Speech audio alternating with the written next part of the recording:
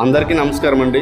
నిన్న అమలాపురంలో బట్లపాలెంలో శ్రీ ఆంజనేయ స్వామి వారి ఫస్ట్ వార్షికోత్సవం సందర్భంగా భక్తులందరికీ భోజనాలు పెట్టుకోవడం జరిగింది. అదేవిధంగా 100 మందికి భోజనాలు మిగిలిపోవడంతో వాళ్ళు పడేయకుండా జానీ భాషా సేవా సమితికి ఫోన్ చేయగా తక్షణమే మేము అక్కడికి వెళ్ళి అక్కడున్న ఫుడ్ని పార్సల్ చేసుకుని అమలాపురంలో పలు ప్రాంతాల్లో పంచిపెట్టడం జరిగింది. అదేవిధంగా ఈ అవకాశం మాకు ఇచ్చినటువంటి సుబ్బు గారికి హృదయపూర్వక అభినందనలు తెలియజేసుకుంటా ఉన్నాం.